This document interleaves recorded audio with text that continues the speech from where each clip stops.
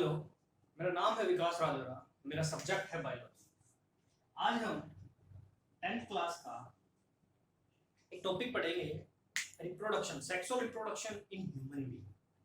तो sexual reproduction human being पढ़ने से पहले हम कुछ चेंजेस की बात करेंगे जो मेल और फीमेल में आते हैं।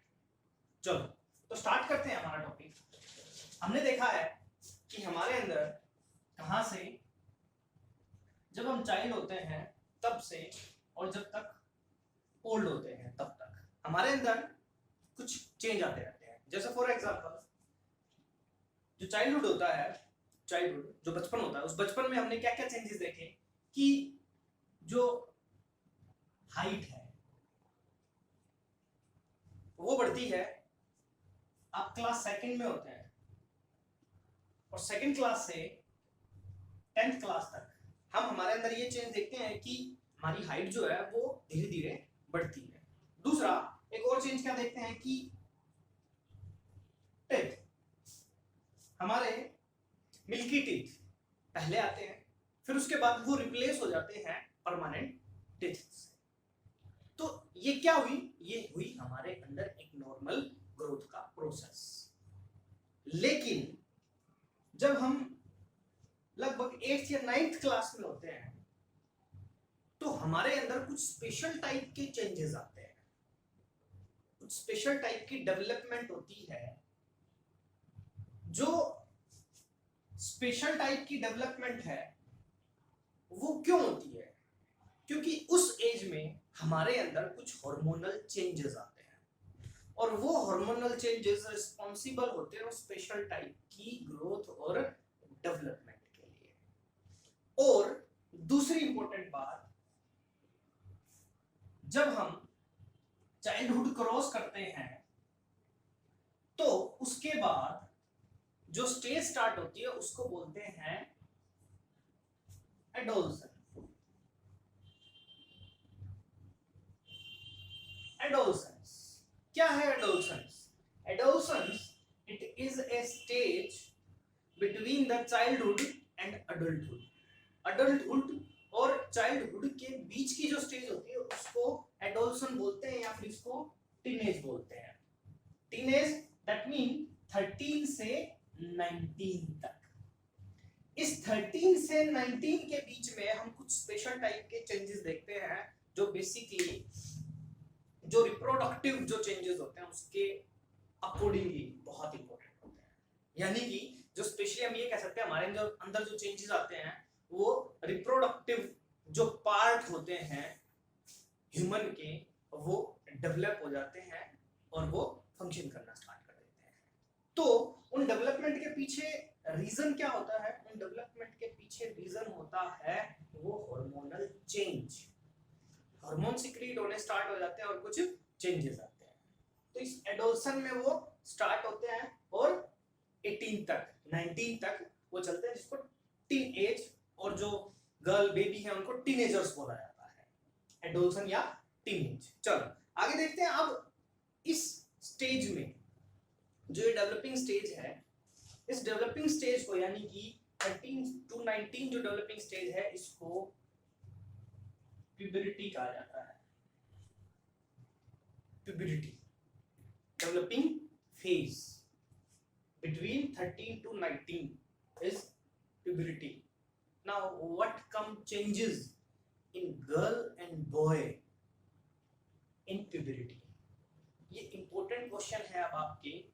एक तो ये कि what come changes in both girl and boy in puberty and what come changes in boy in puberty and what come changes in a girl in puberty. ये तीन क्वेश्चंस बनते हैं हमारे कि दोनों में क्या कॉमन चेंजेस आते हैं, गर्ल्स में क्या चेंजेस आते हैं, बॉयज में क्या चेंजेस आते हैं। तो प्यूबर्टी में देखते हैं, पहले कॉमन चेंजेस देखते हैं।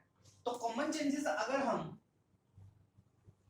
बॉयज और गर्ल्स में प्यूबर्टी में कुछ कॉमन चेंजेस देखें तो कॉमन चेंजेस क्या है? एक, जो खुद की केयर है वो बढ़ जाती है। ओवन टेक केयर जो है वो क्या हो जाती है?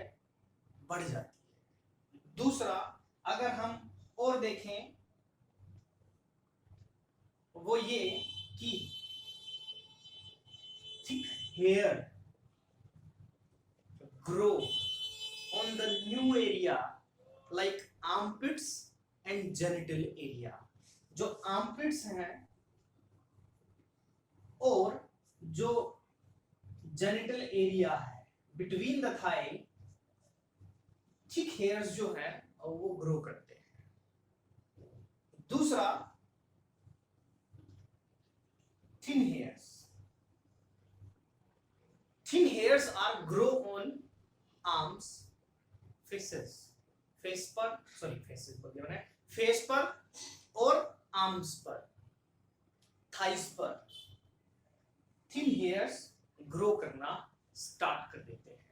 ये थे कुछ कॉमन चेंजेस जो किसमें आते हैं, बॉय और गर्ल दोनों में आते हैं.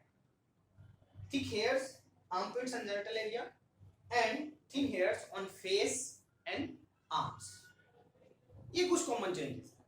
खुद की केयर थर्ड था. जो खुद की केयर है वो बढ़ जाती है, हम अपना ध्यान जो है वो ज्यादा रखना स्टार्ट कर देते हैं. चलो खुद की जो टेक केयर है, ये तो थे कॉमन चेंजेस. अब बात करते हैं बॉयज में क्या चेंजेस आते हैं. तो बॉयज में क्या चेंजेस आते हैं, एक जो शोल्डर होते हैं वो ब्रॉड हो जाते हैं. शोल्डर ब्रॉड हो जाते हैं.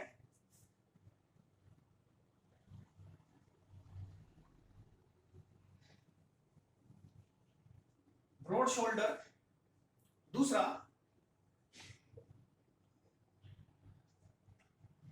Penis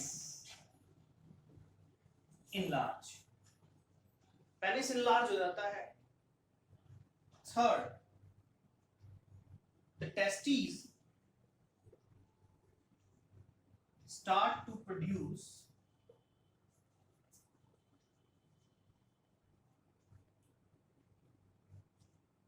gametes. gametes मतलब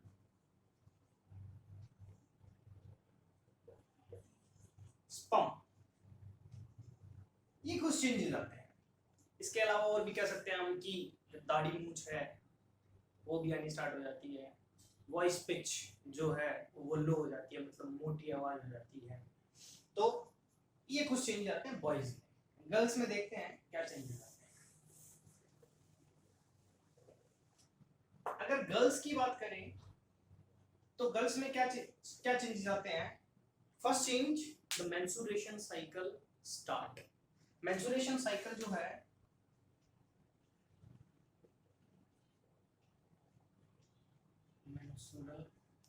साइकिल स्टार्ट. दूसरा ब्रेस्ट इनलार्ज. ब्रेस्ट इनलार्ज हो जाती है. The fat deposit on the thighs. और जो वॉइस पिच है वो हाई हो जाती है, मतलब जो वॉइस है वो पतली हो जाती है. ये चेंजेस आते हैं एक गर्ल में. तो ये कुछ चेंजेस थे जो हमने अभी बात की, कॉमन चेंजेस बॉयज में चेंजेस और गर्ल्स में चेंजेस ड्यूरिंग प्यूबर्टी या एडोलसन या टीन एज. अब बात करते हैं कि ये चेंजेस प्यूबर्टी में ही क्यों आते हैं. चलो देखते हैं. जो प्यूबर्टी है यानी कि जो रिप्रोडक्टिव डेवलपिंग फेज है, प्यूबर्टी जिसको हम बोल रहे हैं, किस एज में स्टार्ट होती है, गर्ल और बॉय में. तो गर्ल में ये जो प्यूबर्टी है ये स्टार्ट होती है 11 से 13 ईयर की स्टेज में. और अगर बॉयज में बात करें इस प्यूबर्टी की तो ये स्टार्ट होती है 12 से 15. ये मैंने 11 से 13, 12 से 15 जो लिखा है इसका मतलब यही है कि सभी बॉयज और गर्ल्स में प्यूबर्टी स्टार्ट होने का जो टाइम होता है वो अलग अलग होता है. कुछ में ये जल्दी स्टार्ट हो जाती है प्यूबर्टी और कुछ में थोड़ा लेट स्टार्ट होती है. नेक्स्ट देखते हैं कि जो ये प्यूबर्टी स्टार्ट होती है इसके पीछे रीजन क्या होता है. मैंने स्टार्टिंग में बताया था प्यूबर्टी के पीछे रीजन यानी कि जो ये एज होती है टीन एज, इस एज में हार्मोनल चेंजेस आते हैं, यानी कि हार्मोन्स सिक्रीट होते हैं, वो हॉर्मोन्स क्या करते हैं, जो मेल और फीमेल होता है उसमें जो रिप्रोडक्टिव ऑर्गन्स होते हैं उनको मैच्योर कर देते हैं।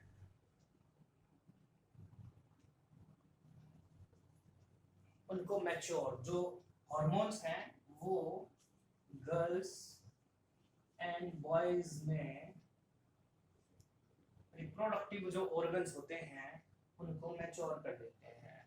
मैच्योर करने के बाद इन रिप्रोडक्टिव ऑर्गन से हॉर्मोन्स निकलते हैं जो सिर्फ प्यूबर्टी के बाद ही निकलने स्टार्ट होते हैं, और वो हार्मोन हम आगे बात करेंगे, डिस्कस करेंगे।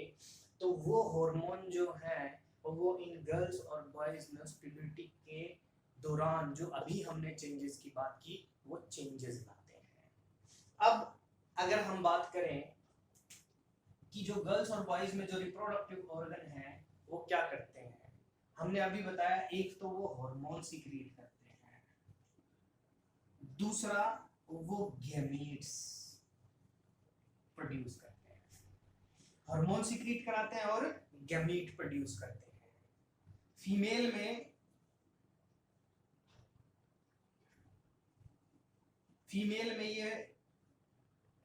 में ये जो रिप्रोडक्टिव ऑर्गन है ये सीक्रेट करते हैं एग, यानी कि फीमेल गैमीट हो गया एग और मेल गैमीट हो गया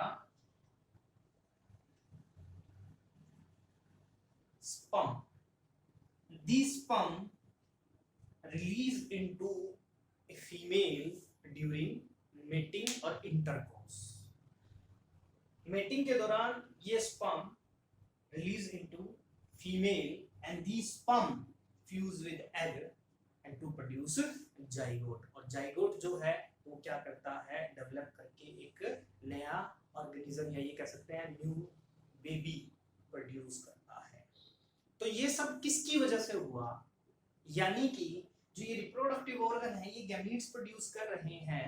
तो क्वेश्चन अराइज होता है कि रिप्रोडक्टिव ऑर्गन ही गैमीट्स क्यों बना पा रहे हैं, क्योंकि जो रिप्रोडक्टिव ऑर्गन्स होते हैं इनमें स्पेशल टाइप का टिश्यू और सेल्स प्रेजेंट होती है।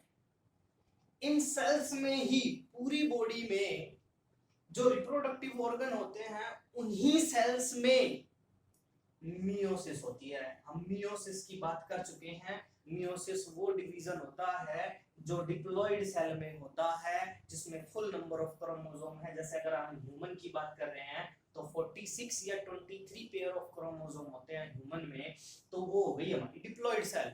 उस डिप्लॉइड सेल में अगर मियोसिस होता है तो एक डिप्लॉइड से 4 हैप्लॉइड सेल्स बनती हैं जिसमें हर एक में क्रोमोसोम का नंबर पेरेंट सेल से आधा होगा। ये लो जी, यहाँ 46 है, यहाँ हर एक सेल में क्रोमोसोम का नंबर आधा है, 23 है। तो ये हो गया हमारा मियोसिस। अब यहाँ सिंपल सी बात है, मैंने क्या कहा था, रिप्रोडक्टिव ऑर्गन में क्या बनते हैं, गैमीट्स बनते हैं। इसका मतलब डिप्लॉइड सेल में जब मियोसिस हुआ तो जो डॉटर सेल्स बनी वो क्या है, वो गैमीट्स है। 23 क्रोमोसोम, इसकी बात हम पहले कर चुके हैं कि half the number of chromosome maintain in the progeny. Progeny में क्रोमोसोम का नंबर कैसे मेंटेन होता है, just because of meiosis. Meiosis chromosome का नंबर मेंटेन करता है, वही प्रोसीजर फिर से अप्लाई करता है यहाँ पर।